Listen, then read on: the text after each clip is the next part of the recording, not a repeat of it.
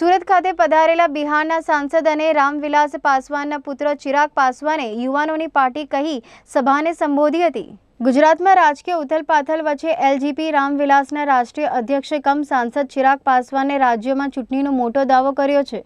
જ્યાં એક પ્રેસ કોન્ફરન્સને સંબોધતા તેમણે એમ કહ્યું હતું કે એલજીપી રામવિલાસ ચૂંટણીની તૈયારી કરી રહી છે। જ્યાં મીડિયા કર્મચારીઓને સંબોધિત કરતી વખતે તેમણે સીએમ નીતિશ कुमार पर આકરા પ્રહારો કર્યા હતા। समग्र कार्यक्रम ने सफल बनावा माटे जनशक्ति शक्ति पार्टीना सूरत अध्यक्ष एवा ओम प्रकाश झा अने पार्टीना कार्यकर्ताओं द्वारा माननीय सांसद श्री एवा राष्ट्रीय उपाध्यक्ष चिराग पासवानનું स्वागत सूरत शहरना फूलवाड़ी पासे आवेल कम्युनिटी हॉल में करायो हतो।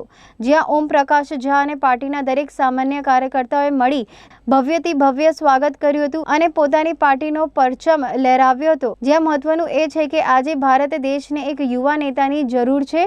ત્યારે આજની ભવ્ય સભામાં જોડાયેલા દરેક વ્યક્તિએ ચિરાગ પાસવાનને પોતાનું આવનાર ભવિષ્ય બતાવતા ગર્વની લાગણી દર્શાવી હતી। देखिए, ये दौरा कहीं ना कहीं आगामी विधानसभा चुनाव के मद्देनज़र है।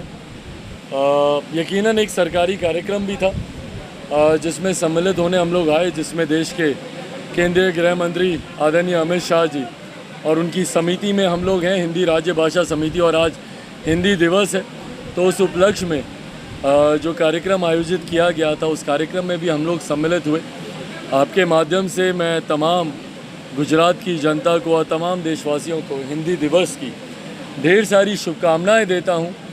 और मैं मानता हूं कि आने वाले समय में जिस तरीके से आज उस कार्यक्रम में भी कहा गया, मैं मानता हूं कि आने वाले समय में हिंदी को और ज़्यादा प्रोत्साहन मिले।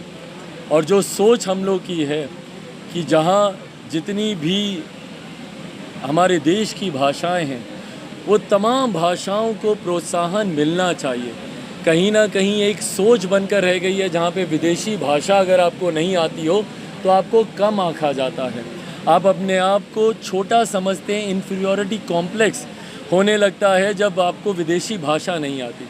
पर ऐसे में ज़रूरी है कि जितनी स्व भाषाएँ हैं, हमारे देश की अपनी जितनी भाषाएँ हैं, उन भाषाओं को भी उस कदर प्रोत्साहित किया जाए, आगे बढ़ने का मौका दिया जाए, और हिंदी के साथ साथ तमाम क्षेत्रीय भाषाओं को भी आगे बढ़ने का वो अवसर मिले। मुझे उम्मीद है कि इस तरीके के कार्यक्रमों से वो अवसर हम लोगों को ज़रूर प्रदान होगा और आने वाले दिनों में देश अपनी भाषाओं पर उतना गर्व करेगा, ना कि विदेशी भाषाओं को लेकर। बहरहाल उस कार्यक्रम में आज मैं ज़रूर सम्मिलित हुआ। साथ ही में पार्टी की तरफ से भी कार्यक्रम आयोजित किए गए थे। जैसा मैंने कहा कि आगामी विधानसभा चुनाव के मद्देनज़र ये बैठकें रखी जा रही हैं।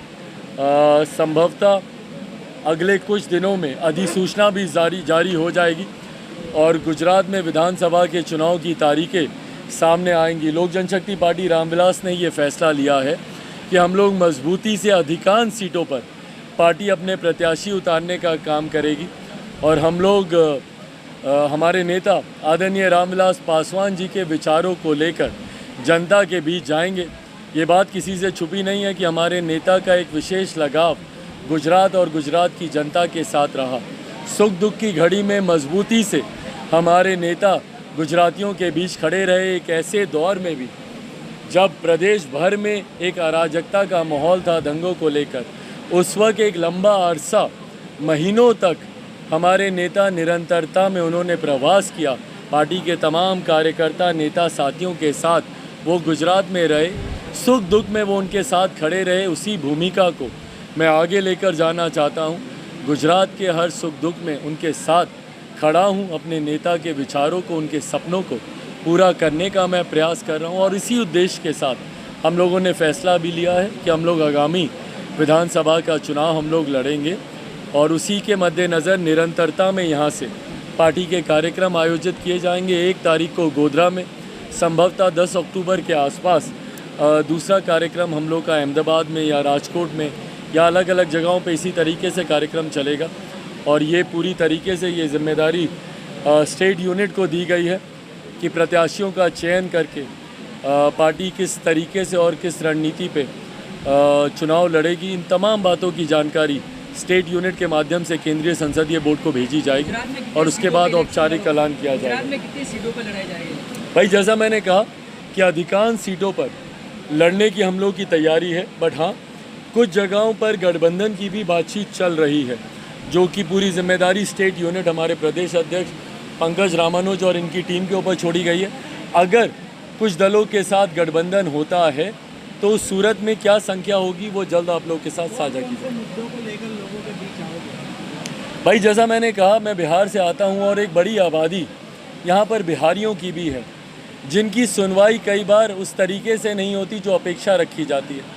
ना बिहार की सरकार उनकी बातों को उस तरीके से सुनती है, ना यहाँ पे उनको उस तरीके से सुनवाई के अवसर मिलते हैं जो अपेक्षा वो रखते हैं। ऐसे में हम लोग का प्रयास रहेगा और मेरे नेता और हमारी पार्टी की भी नीति यही रही है कि हम लोगों ने हमेशा समाज के ऐसे वर्ग जो कि आज़ादी के 75 साल के बाद भी मुख्य धारा के साथ नहीं जुड़ पाए, आज भी आप समाज में देखें तो दो वर्ग के लोग हैं, एक अमीर हैं, दूसरा गरीब, और इस गरीब में हर जात पात धर्म मज़हब के लोग हैं। उनकी आवाज़ को बुलंद करने की रणनीति के साथ हम लोग आगामी चुनाव में उतरेंगे। भाजपा, कांग्रेस हो या आम आदमी पार्टी गुजरात में रेवड़ी देने की बात की, आप क्या देखें? भाई रेवड़ी देने का जिक्र कई पार्टियां कर रही हैं। बहरहाल वो उनकी पार्टियों की अपनी रणनीति हो सकती है, अपनी पार्टियों की अपनी नीति हो सकती है। मैं बहुत ज़्यादा इन रेवड़ियों पे मैं विश्वास नहीं रखता। मैं चाहता हूं कि हर व्यक्ति के हाथ में ताकत दी जाए। जब तक प्रति व्यक्ति आय को नहीं बढ़ाया जाएगा, जब तक हर गरीब मजदूर के हाथ में ज़्यादा कमाई नहीं आएगी, तब तक आप एक सशक्त भारत, एक समृद्ध भारत की कल्पना को आप पूरा नहीं कर सकते। तो ऐसी योजनाओं का निर्माण करने की ज़रूरत है जो हर व्यक्ति को सक्षम, समृद्ध और मजबूत बनाए। उस नीति के साथ हम लोग। चिराग, आप एक युवा हो, गुजरात के युवाओं के लिए क्या करते हैं? भाई आज की तारीख में मुझे लगता है सबसे बड़ी समस्या जो युवाओं की है वो रोज़गार को लेकर। बेरोज़गारी किसी एक राज्य विशेष का ही नहीं, पूरे देश भर में देखें तो एक बड़ी समस्या है। ऐसे में ज़रूरी है एक राष्ट्रीय नीति के गठन की। मैंने हमेशा संसद में इस बात को मैंने उठाया है कि एक राष्ट्रीय युवा आयोग का गठन किया जाना चाहिए। भाई देश में बाल आयोग हैं, अनुसूचित जाति जनजाति आयोग हैं, श्रम आयोग हैं, अल्पसंख्यक आयोग हैं, विभिन्न प्रकार के आयोग हैं। पर भारत एक युवा देश होने के बावजूद, जहाँ पे एक बड़ी आबादी, लगभग 70% आबादी ऐसी है जिनकी आयु 35 वर्ष से कम है, ऐसे में हमारे देश में एक युवा आयोग ही नहीं है। मैं चाहता हूँ कि देश में एक युवा आयोग का गठन हो, एक नोडल एजेंसी के तौर पे काम करे, एक सिंगल विंडो बने जहाँ पे युवा अपनी समस्या के साथ जाएं और समाधान लेकर वहाँ से वापस आएं। तो इस राष्ट्रीय युवा आयोग की नीति पर मैं काम कर रहा हूँ, उसको मैं लागू करना चाहता हूँ और युवाओं से जुड़ी हुई तमाम इन्हीं नीतियों के साथ हम लोग युवाओं के बीच जाने का काम कर रहे हैं।